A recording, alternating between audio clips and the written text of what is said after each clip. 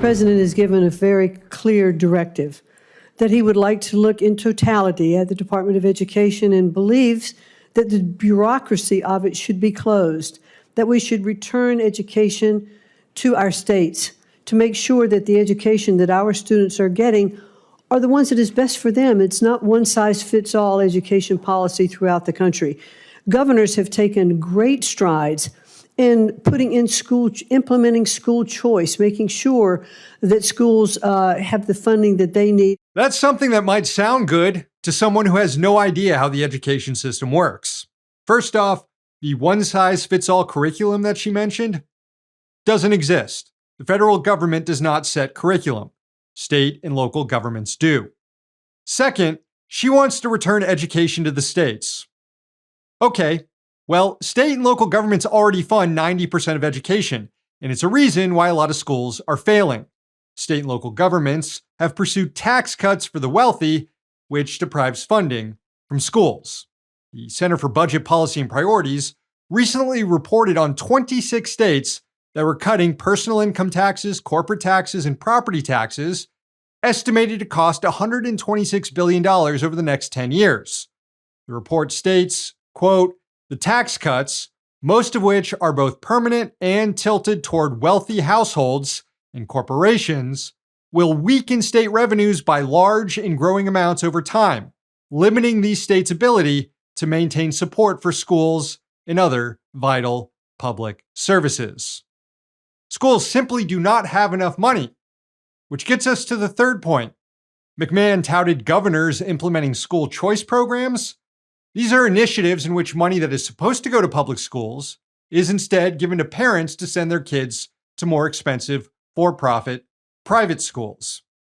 According to an analysis from the Education Law Center, these voucher programs, as they're known as, increase the cost of education by between 11 and 33%. And if implemented across all 50 states, as McMahon wants, would increase education spending by between $66 and $203 billion a year. And maybe it'd be worth it if these programs actually improved education outcomes, but they don't. Because ultimately, a good chunk of that money isn't going to teaching kids, it's going to profits for the private school company. The National Coalition for Public Education, or NCPE, cited long-term studies on the effect of voucher programs in Louisiana, Indiana, Ohio, and Washington, D.C.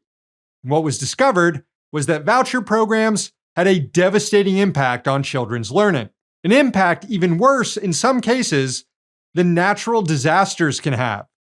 You can see in this chart, voucher programs in Louisiana and Ohio resulted in more learning loss than when schools were shut down due to Hurricane Katrina. And here's why, according to the NCPE.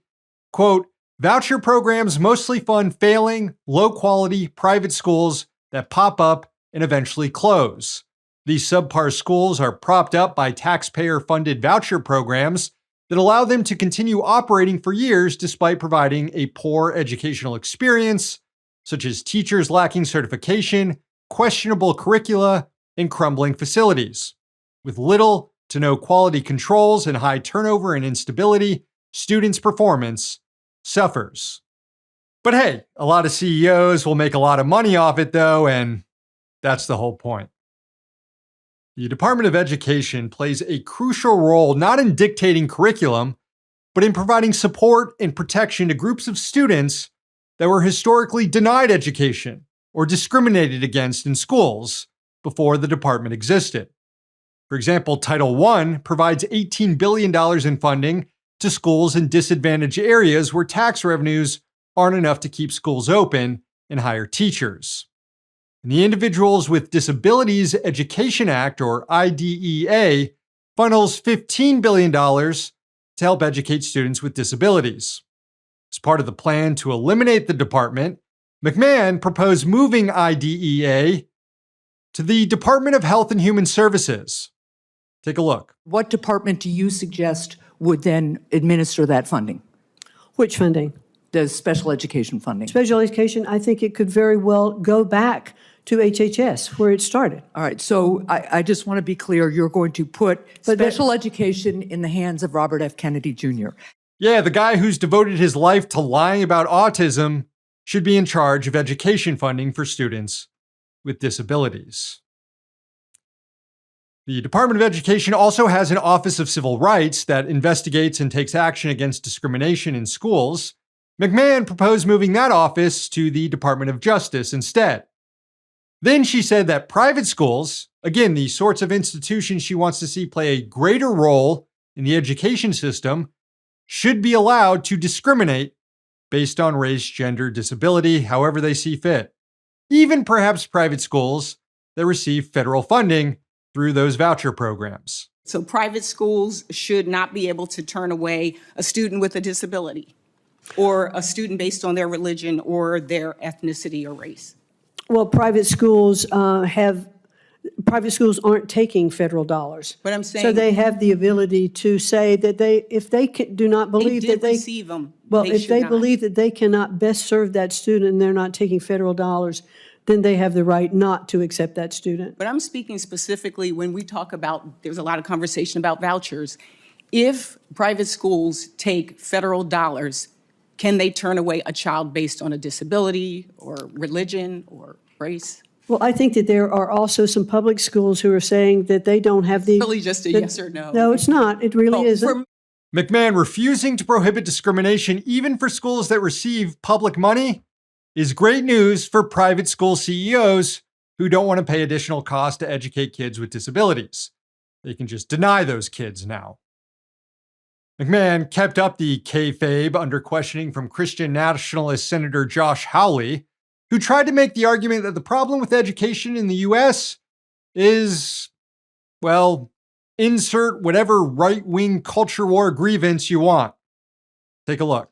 What can be done to ensure that these colleges comply with the law and that women are safe on campus and that women are able to play sports without men interfering? These universities are absolutely getting federal funds from this department, the department that you're going to run if and when you are confirmed, and I believe you will be.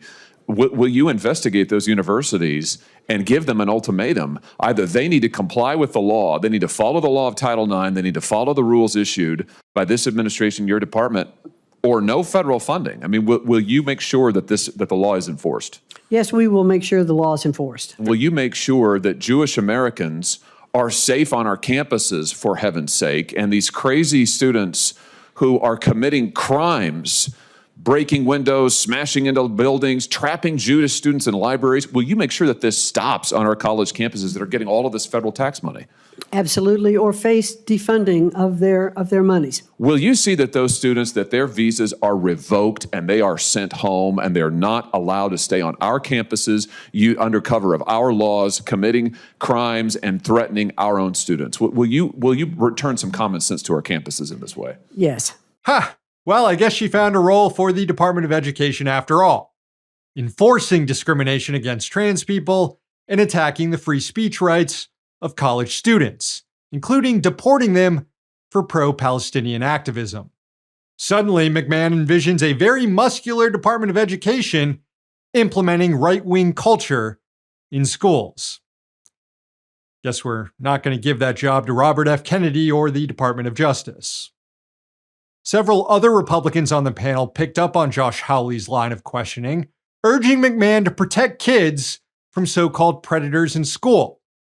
But not a single Republican brought up the fact that McMahon herself is being sued for failing to protect young kids from sexual abuse.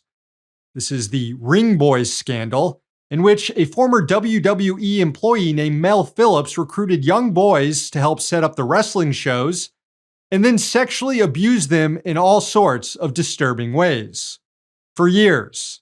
And according to the lawsuit, pretty much everyone at WWE, including the McMahons, both Linda and Vince, were aware of what was happening and did practically nothing to stop it.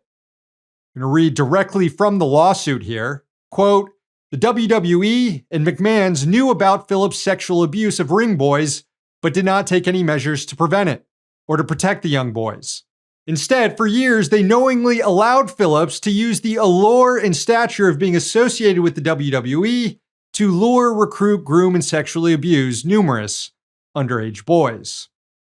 You're telling me that not a single Republican who's been shrieking about protecting kids in schools is at all concerned about this? Not one? Once again, pedocon theory holds true. Getting rid of the Department of Education would be catastrophic for millions of families that rely on programs funded by the department, while worsening the problem of states underfunding schools. But Linda McMahon is a billionaire who will never have to worry about sending her kids or grandkids or however many kids down the family line to an underfunded public school in a disadvantaged neighborhood. And that makes her the perfect candidate to execute the ruling class's goal of turning the education system into yet another racket that turns a profit while degrading services. Even if she's an actual danger to children, they don't care as long as she executes the mission. And for that, Linda McMahon is this week's Rich Dick. Hey, thanks for watching. Hit the subscribe button so you don't miss any of our new videos. Also, if you want to see Means Morning News in its complete form, not just the clips we post here, head on over to Means TV and get access to all our new episodes and our entire backlog, plus tons of other great movies and original TV shows.